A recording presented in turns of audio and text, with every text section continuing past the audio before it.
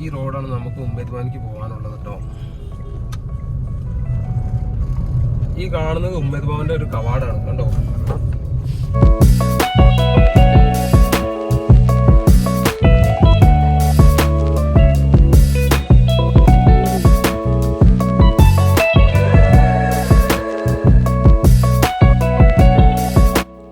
പുലിയെ കണ്ടപ്പോൾ തനുമോൾ ശരിക്കും പേടിച്ചു കേട്ടോ.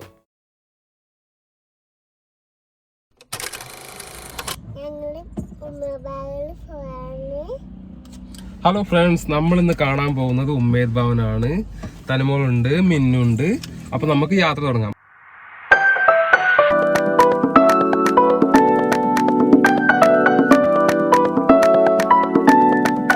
ഇപ്പൊ ഏകദേശം ഉമ്മേദ് ഭവൻ എത്താനാണ്. ഇവിടുന്ന് നമുക്ക് റൈറ്റ് ടേൺ എടുക്കാം. റൈറ്റ് ടേൺ എടുത്ത് നേരെ പോകുന്ന ഉമ്മേദ് ഭവനിക്കുള്ള റോഡാണിത്. ഈ റോഡാണ് നമുക്ക് ഉമ്മേദ് ഭവനിക്ക് പോകാനുള്ളത് കേട്ടോ. ഈ കാണുന്നത് ഉമ്മേദ് ഭവന്റെ ഒരു കവാടാണ് കണ്ടോ. ഇതെല്ലാം ഈ കല്ല് വെച്ചുണ്ടാക്കിയ കവാടങ്ങളാണ് കണ്ടോ. അടിപൊളിയല്ലേ. ഇതാണ് വഴി.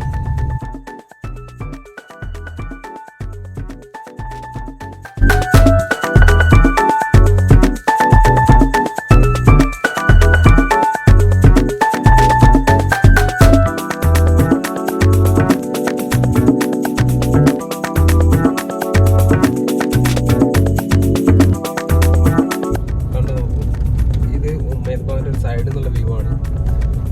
നല്ല അടിപൊളി വ്യൂ ആണ് കാണാൻ തന്നെ.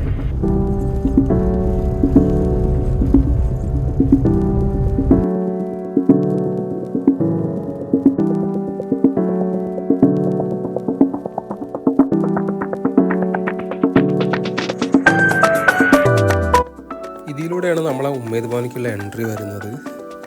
നമ്മളതിൻ്റെ ഉള്ളിൽ കയറുമ്പോൾ പ്രോപ്പറായിട്ട് നമ്മളെ ബാഗ് കാര്യങ്ങളൊക്കെ ഞാൻ ചെക്ക് ചെയ്യും. വല്ല വെപ്പണ് കാര്യങ്ങളുണ്ടോ എന്നെല്ലാം. ബാഗൊന്നും ഇല്ലാത്ത ആൾക്കാരെ ഡയറക്റ്റായിട്ട് കയറ്റിവിടും. ഒരു മെറ്റൽ ഡിറ്റക്ടറിൻ്റെ ഉള്ളിൽ കൂടെയാണ് കയറ്റി വിടൽ. ഇവിടെ നിന്ന് നേരെ പോകുന്നത് ടിക്കറ്റ് കൗണ്ടറിൻ്റെ അടുത്തേക്കാണ്. അവിടെ നിന്ന് ടിക്കറ്റ് എടുക്കണം. ഒരാൾക്ക് 60 രൂപയാണ് വരുന്നത്. എനിക്കും മിന്നിനും കൂടെ 120 രൂപ വന്നു. ഇതാണ് ടിക്കറ്റ്. ഈ ഫോട്ടോ കണ്ടോ. ഈ ഫോട്ടോയിൽ കാണുന്ന അതേപോലത്തെ പാലസ് ആട്ടോ ഉമ്മേദ് ഭവൻ പാലസ്. ഒന്ന് കണ്ടു നോക്കും. ഇതാ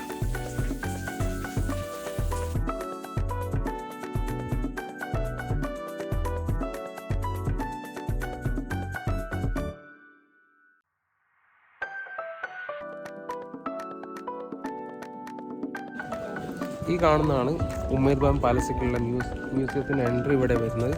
നമുക്കിനി പാലസിൻ്റെ ഉള്ളിൽ കയറിയിട്ട് കാഴ്ചകൾ കാണാം. ഓക്കെ തനു, കാഴ്ചകൾ കാണാം. ഓക്കെ പറയും. ഇതാണ് മ്യൂസിയത്തിൻ്റെ ഉള്ളിലേക്കുള്ള എൻട്രി കേട്ടോ. നമ്മളിതിൻ്റെ ഉള്ളിൽ കയറുമ്പോൾ അവർ ടിക്കറ്റ് ചെക്ക് ചെയ്തിട്ട് നമ്മളെ ഉള്ളിലേക്ക് കയറ്റി വിടുക. നമുക്കിനി ഉള്ളിൽ പോയിട്ട് ഉള്ളിലെ കാഴ്ചകളൊക്കെ ഒന്ന് കണ്ടു നോക്കാം.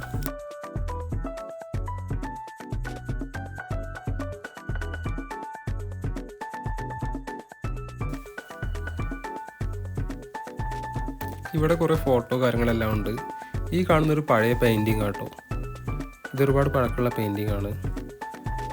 അതുപോലെ തന്നെ ഇത് ഉമ്മേദ് ഭവൻ ഉണ്ടാക്കുന്ന സമയത്തുള്ള ഫോട്ടോ ആണ്.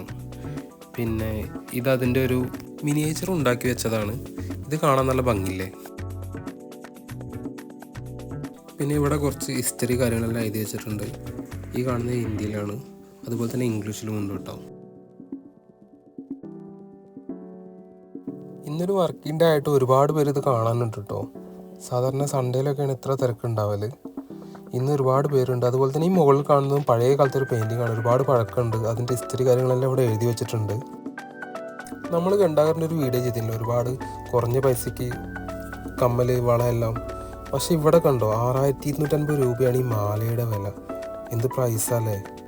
അതുപോലെ തന്നെ ഈ കമ്മലിനൊക്കെ 1000 സംതിങ് റേറ്റ് വരുന്നുണ്ട്, 1450 രൂപക്ക്. നമുക്ക് എന്തായാലും ഈ കടക്കാരോട് ചോദിച്ചു നോക്കാം എത്ര പ്രൈസ് വരാൻ കാരണം എന്താണെന്നുള്ളത്. അത് ചോദിച്ചിട്ട് ഞാൻ ഇങ്ങോട്ട് തീർച്ചയായിട്ടും പറഞ്ഞു തരുന്നതായിരിക്കും. അതെല്ലാം നോക്കി നിന്ന സമയത്താണ് തനുമോളെ നമ്മളെ വിളിച്ചു വരുത്തിയത്. അവൾ ഫസ്റ്റ് കണ്ടപ്പോൾ അത് പേടിച്ചുട്ടോ. ഇത് ശരിക്കും പുലിയുടെ തോല് കൊണ്ട് ഉണ്ടാക്കി വെച്ചതാണ്. ഈ പണ്ട് കാലത്ത് ഈ രാജാക്കന്മാർ വേട്ടയാടി കൊടുന്ന പുലികളാണ്. ഈ ഫോട്ടോയിൽ കണ്ടോ, 2 ഫോട്ടോയിലും അവർ പണ്ട് വേട്ടയാടിയിട്ടുള്ള പുലികൾ ആ തോല് വെച്ചിട്ട് ഉണ്ടാക്കി വെച്ചതാണ്. നല്ല സൂപ്പറല്ലേ കാണാൻ. തനുമോളൊന്ന് പേടിച്ചു പോയിട്ടത് കണ്ടപ്പോൾ. ഇതെല്ലാം പഴയ കാലത്ത് ഉമ്മേദ് ഖാൻ ഭരിച്ചിരുന്ന രാജാക്കന്മാരും അവരുടെ ഫാമിലിയുടെയും ഫോട്ടോസാണ് ഈ കാണുന്നതെല്ലാം. ഇതുപോലത്തെ ഒരുപാട് ഫോട്ടോസ് ഇവിടെ ഉണ്ട്. ചില റൂമുകളിലെല്ലാം വെളിച്ചത്തിൻ്റെ കുറവുണ്ട്, അത് നിങ്ങൾ ക്ഷമിക്കണം. അതുപോലെ ഇത് പഴയ കാലത്ത് വണ്ടികളിലൊക്കെ യൂസ് ചെയ്തിരുന്ന ഹെഡ്ലൈറ്റ് ആട്ടോ. ഒന്ന് ആലോചിച്ച് നോക്കണം, എത്ര പഴയ സംഭവം അല്ലേ. ഇത് പഴയ കാലത്ത് യൂസ് ചെയ്തിരുന്ന വെഞ്ചാമ്പരമൊക്കെ അല്ലേ, ആ കൂട്ട് സാധനമൊക്കെയാണ്. കണ്ടു നോക്കൂ, ഇപ്പോഴും അത് അവരിവിടെ സൂക്ഷിച്ച് വെച്ചിട്ടുണ്ട്. ഇതെല്ലാം പണ്ട് അവർ ഭക്ഷണം കഴിച്ചിരുന്ന ഡൈനിങ് ടേബിള്. ആ മോഡൽ ഇവിടെ സെറ്റ് ചെയ്ത് വെച്ചാണ്, പക്ഷെ പാത്രങ്ങളെല്ലാം പഴയതാണ് കേട്ടോ. ഇത് പഴയ കാലത്ത് ദർബാർ നടന്നിരുന്ന ഹോളാണ്.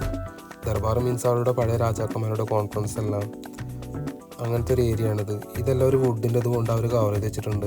കാരണം ആരും തൊട്ട് നശിപ്പിക്കാണ്ടിരിക്കാൻ വേണ്ടിയാണ് ഇതെല്ലാം കൊടുത്തിട്ടുള്ളത്. അതുപോലെ എനിക്ക് വളരെയധികം ഇഷ്ടപ്പെട്ടൊരു സംഭവം ഇത്.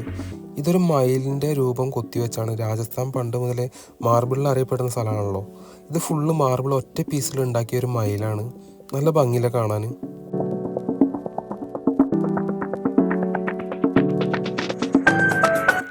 അതുപോലെ ഈ സെക്ഷനിലോട്ട് കയറി കഴിഞ്ഞാൽ ഫുള്ള് ക്ലോക്കുകളുടെ സെക്ഷനാണ്. പഴയ കാലത്തെ ക്ലോക്കുകൾ, നമ്മളൊന്നും ഇതുവരെ കാണാത്ത ക്ലോക്കുകൾ.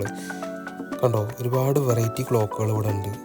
അതുപോലെ തന്നെ ഈ ക്ലോക്ക് നോക്കും, നമുക്ക് ഇങ്ങനെ നോക്കുമ്പോൾ നമുക്കിത് കാണാൻ പറ്റും ടൈം. ഇങ്ങോട്ട് നിന്നാൽ ഒരു ലെൻസ് പോലെയാണ്. കണ്ടോ, ഇതൊക്കെ എത്ര സൂപ്പറാണല്ലേ. ഇതുപോലത്തെ ഒരുപാട് വെറൈറ്റീസ് ഇവിടെ ഉണ്ട്.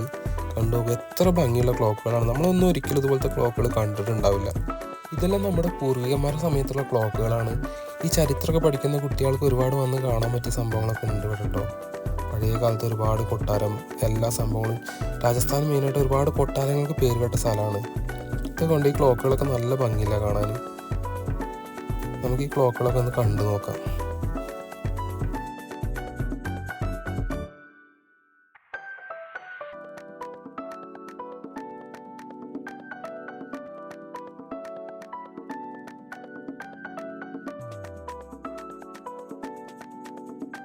അതുപോലെ ഇതെല്ലാം പഴയ കാലത്ത് രാജാക്കന്മാരും രാജ്ഞിമാരൊക്കെ ഒരുങ്ങിയിരുന്ന ഒരു സെറ്റപ്പാണ്. അവരുടെ ചീർപ്പ് കാര്യങ്ങൾ, അതുപോലെ തന്നെ പഴയ അൾമിറ, അങ്ങനെയുള്ള സംഭവങ്ങളാണ് ഇവിടെ സെറ്റ് ചെയ്തിട്ടുള്ളത്. ഈ ഇരിക്കുന്നതെല്ലാം പഴയ സാധനങ്ങളാണ് കേട്ടോ. ഈ കാണുന്നതാണ് ഉമ്മേദ് ഖാൻ്റെ ഉള്ളിലെ ഏരിയ.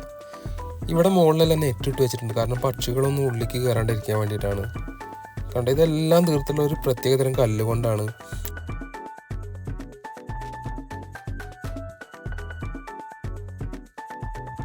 അങ്ങനെ നമ്മൾ ചുറ്റിക്കറങ്ങി ആ ഷോപ്പിൻ്റെ ഫ്രണ്ടിൽ എത്തിയിട്ടുണ്ട്. നമ്മൾ നേരത്തെ എടുത്തത് ബാക്കത്തെ വ്യൂ ആട്ടോ. നമുക്ക് ചോദിച്ചു നോക്കാം അവരോട് ഇതിൻ്റെ പ്രൈസ് എല്ലാം ഇത്ര വരാൻ കാരണം എന്താണെന്ന്. നമ്മൾ ആ ഷോപ്പിൽ പോയിട്ട് വീഡിയോ എടുക്കാൻ ശ്രമിച്ചു, പക്ഷെ അവർ സമ്മതിച്ചില്ല. അവർ പറഞ്ഞത് ക്യാമറ അലൗഡ് അല്ല എന്നാണ്. നമ്മൾ ആ ഷോപ്പിൽ പോയിട്ട് ചോദിച്ചുട്ടോ എന്താ കാര്യം എന്നുള്ളത്. അപ്പോൾ അവർ പറഞ്ഞത് എന്താ വെച്ചിട്ടുണ്ടെങ്കിൽ അത് ഉണ്ടാക്കുന്നത് ഫുള്ള് ഹാൻഡ് മെയ്ഡാണ്. അതുപോലെ തന്നെ അതിൻ്റെ സ്റ്റോണിൻ്റെ ഒക്കെ റൈറ്റാണ് ഇത്ര, അതുകൊണ്ടാണ് ഇത്ര കോസ്റ്റ്ലി എന്ന്. പക്ഷേ എനിക്കൊരു വ്യക്തമായിട്ട് തോന്നിയില്ല. നിങ്ങളെ അഭിപ്രായം പറയണേ. അതിൻ്റെ നിർമ്മാണം മുഴുവൻ കല്ലേറ്റാണെന്നാണോ അവർ പറയുന്നത്. അങ്ങനെ കല്ലേറ്റാണെങ്കിൽ ഓക്കെ കേട്ടോ, നല്ലതാണ്. ഇതാണ് മ്യൂസിയത്തിൽ നിന്ന് പുറത്തേക്ക് ഇറങ്ങുള്ള ഒരു വ്യൂ. ആ ഫ്രണ്ട് കാണുന്ന ഒരു ഷെഡ് കണ്ടോ, അത് മൊത്തം വിൻറ്റേജ് കാറിൻ്റെ കളക്ഷനാണ്.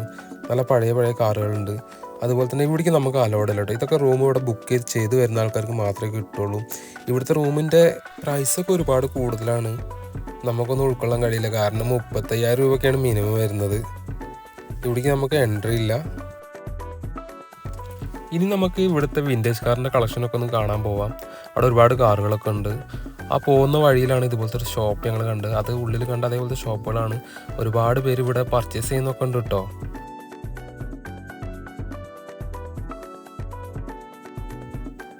ഈ കാണുന്നതാണ് ജോധ്പൂർ ജൂട്ടി പറഞ്ഞ സംഭവം കേട്ടോ.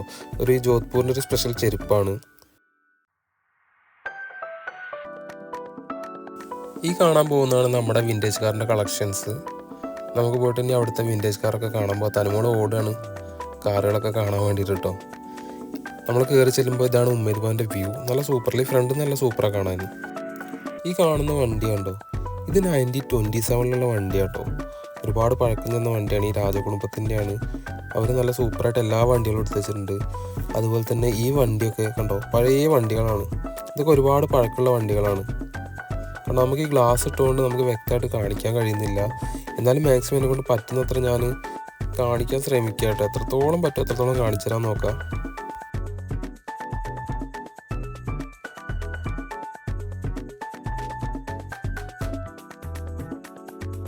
ഈ വണ്ടി കണ്ടോ 1906 വണ്ടിയാട്ടോ ഈ കാണുന്നത്. ഈ വണ്ടികളെല്ലാം പണ്ട് കാലത്ത് രാജകുടുംബം യൂസ് ചെയ്യുന്ന വണ്ടികളാണ്. ഇതാണ് ഉമ്മേദ് ഖാന്റെ ഫ്രണ്ട് എന്നുള്ള വ്യൂ കണ്ടോ, നല്ല സൂപ്പറല്ലേ കാണാൻ, ആ സൂര്യനെ കുതിച്ചിരിക്കുന്നത് കാണാൻ. അപ്പം ഞങ്ങൾ പോവാണ്, ബായ്. അപ്പം നമ്മളെ വീഡിയോ ഇവിടെ വൈൻഡപ്പ് ചെയ്യാണ്. ഇതാണ് നമ്മുടെ ഉമ്മേദ് ഖാൻ പാലസ്. അപ്പം എല്ലാം കണ്ടെന്ന് തോന്നുന്നു. അപ്പോൾ വീണ്ടും കാണുന്നവരെ ബായ്.